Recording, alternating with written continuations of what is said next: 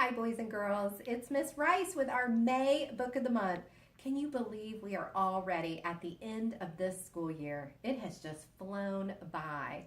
Well, this month I've chosen one of my very, very favorite books in the whole wide world, and it's going along with our word of the month, which is gratitude. Gratitude means to be very grateful or very thankful. And I think we have a lot to be very thankful for this year. So our book is called Thank You, Mr. Fokker, and it's by Patricia Polacco. She is also one of my very favorite authors. We've read another book this year by Patricia Polacco. But this one, what I love about, Patricia takes a lot of real life events that have happened to her, and then she tells you a little bit more and turns it into a story. And so when you read this book, Thank You, Mr. Fokker, you're going to see at the very end how this book relates to her. And it's just a wonderful story about a little girl who shows gratitude to her teacher. So let's get started. Thank You, Mr. Fokker by Patricia Polacco. The grandpa held the jar of honey so that all of the family could see, then dipped a ladle into it and drizzled honey on the cover of a small book. The little girl had just turned 5. "Stand up, little one," he cooed. "I did this for your mother, your uncles, your older brother, and now you." Then he handed the book to her. "Taste!" She dipped her finger into the honey and put it into her mouth. "What is that taste?" the grandma asked. The little girl answered, "Sweet!" Then all of the family said in a single voice, "Yes, and so is knowledge. But knowledge is like the bee that made that sweet honey. You have to chase it through the pages of a book." The little girl knew that the promise to read was at last hers. Soon she was going to learn to read. Tricia, the littlest girl in the family, grew up loving books. Her schoolteacher mother read to her every night. Her red-headed brother brought his books home from school and shared them. And whenever she visited the family farm, her grandfather or grandmother read to her by the stone fireplace. When she turned 5 and went to kindergarten, most of all she hoped to read.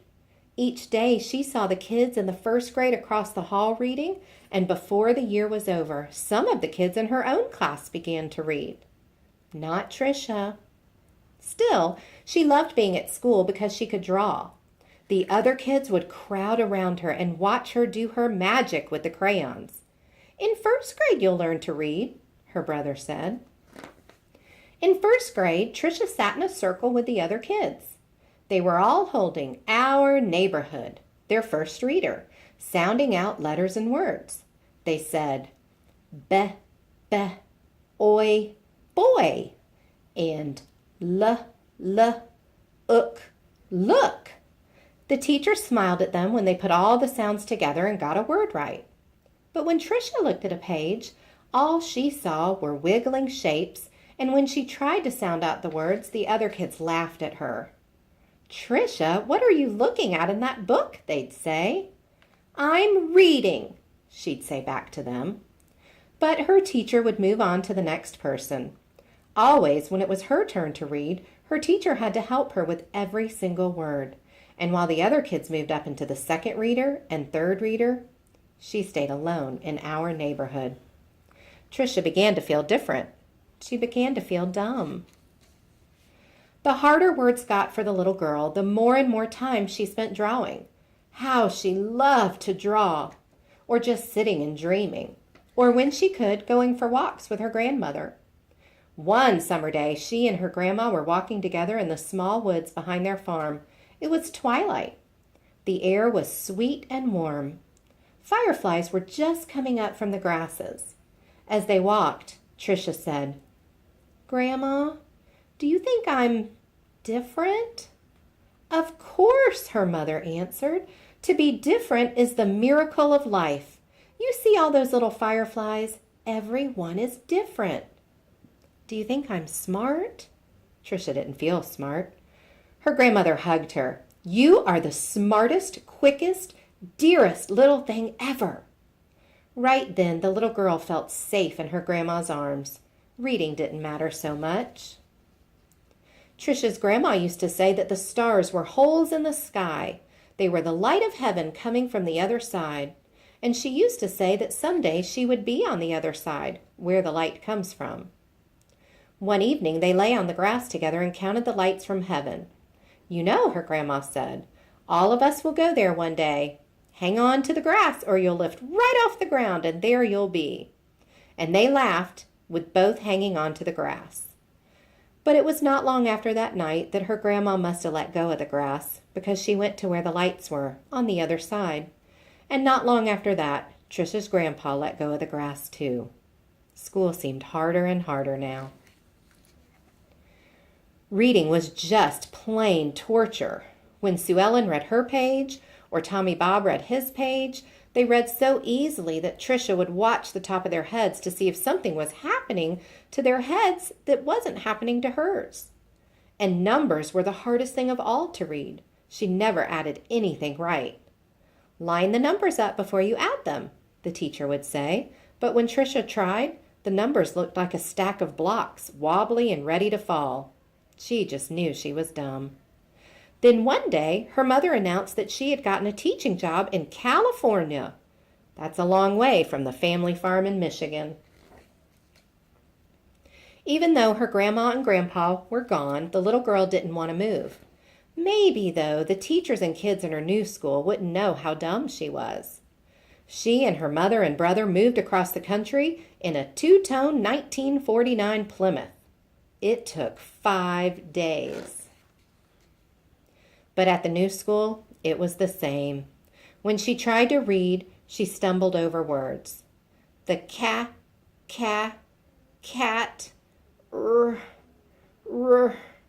ran. She was reading like a baby in the 3rd grade. And when her teacher read along with them and called on Trisha for an answer, she gave the wrong answer every time. Hey, dummy, a boy called out to her on the playground. How come you're so dumb? Other kids stood near him and they laughed. Trisha could feel the tears burning in her eyes, how she longed to go back to her grandparents' farm in Michigan. Now Trisha wanted to go to school less and less. I have a sore throat, she'd say to her mother, or I have a stomach ache. She dreamed more and more and drew more, and she hated school. Then when Trisha started 5th grade, the school was all abuzz. There was a new teacher. He was tall and elegant. Everybody loved his striped coat and his slit gray pants. He wore the neatest clothes. All the usual teacher's pets gathered around him. Stevie Joe and Alice Marie, Davy and Michael Lee.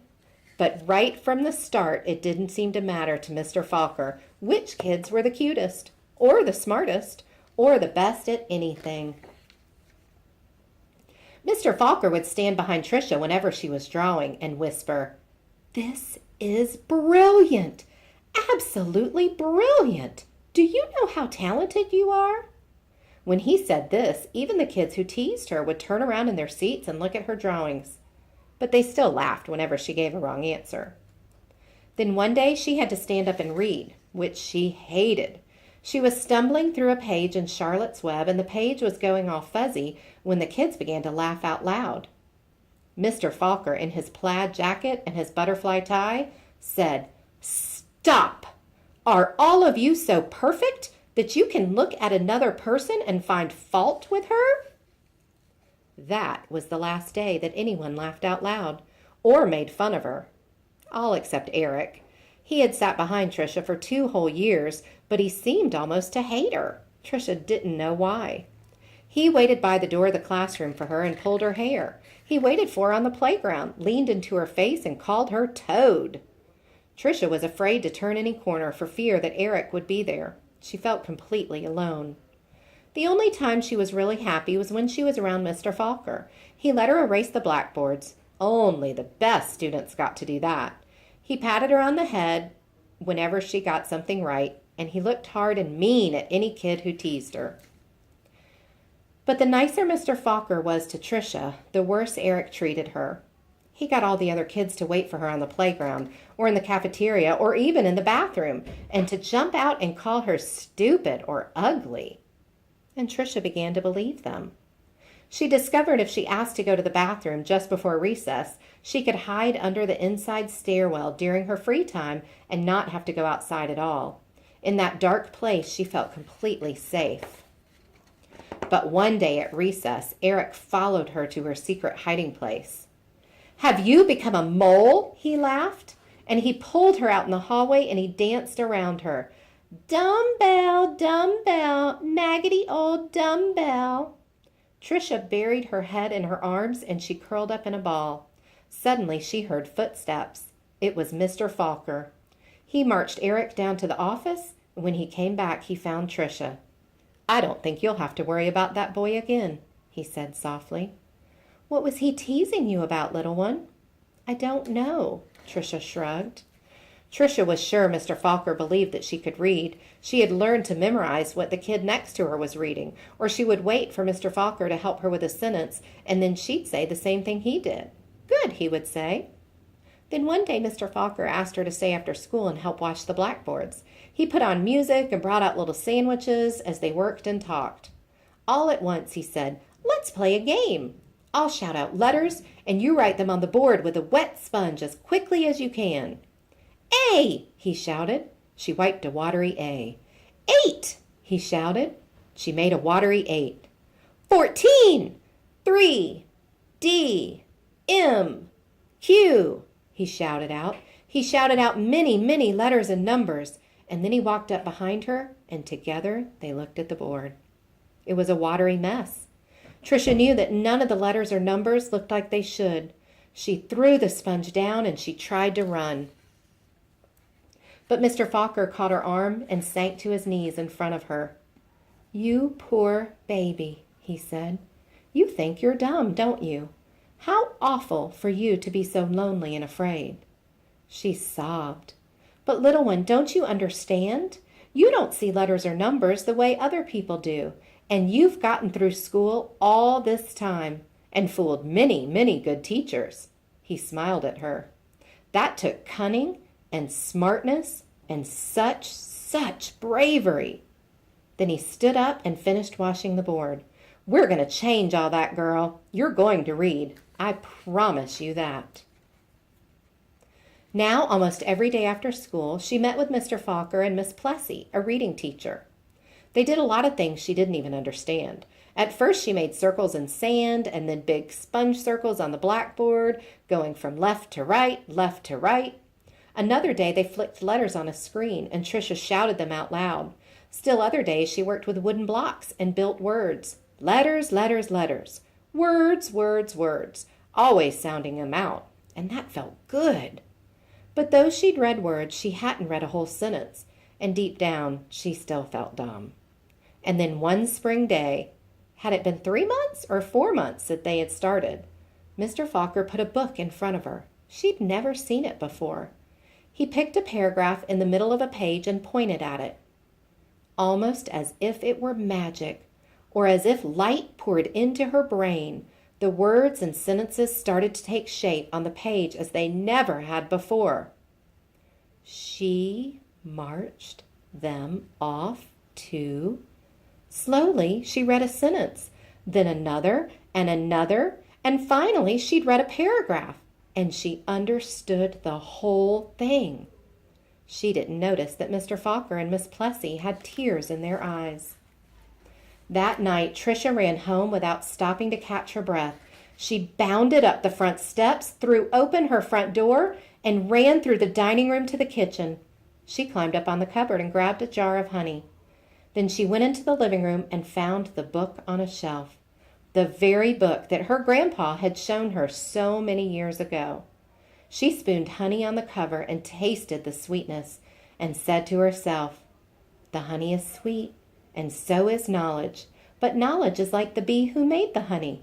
It has to be chased through the pages of a book." Then she held the book, honey and all, close to her chest. She could feel tears roll down her cheeks, but they weren't tears of sadness. She was happy, so very happy. The rest of the year became an odyssey of discovery and adventure for the little girl. She learned to love school. I know, because that little girl was me, Patricia Polacco. I saw Mr. Fokker again some 30 years later at a wedding. I walked up to him and introduced myself. At first he had difficulty replacing me. Then I told him who I was and how he had changed my life so many years ago. He hugged me and asked me what I did for a living. Why, Mr. Fokker, I answered. I make books for children. Thank you, Mr. Fokker. Thank you.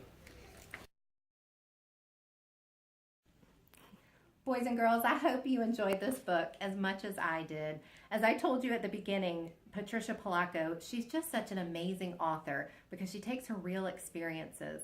And isn't that amazing to think that one of our most beloved authors, someone who has written just hundreds of books about all different things for children, is somebody who struggled to read when she was your age.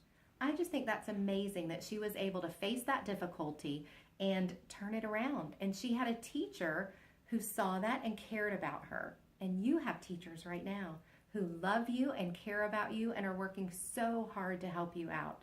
And this is the perfect time for us to be talking about this book. We're at the end of Teacher Appreciation Week now. I hope you've done some nice things for your teachers to let them know how much you love and appreciate them and all the hard work they've given you.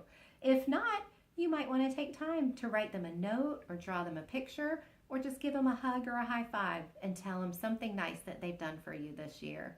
I know I'm very thankful for a lot of things. I'm so thankful to be here at Cumming Elementary. I'm so thankful to be your principal and to get to be around so many amazing, wonderful, smart, friendly, kind boys and girls and amazingly talented teachers and staff here at Cumming. So thank you, boys and girls, for a fantastic year. And make sure you tell somebody thank you for something nice that they've done for you.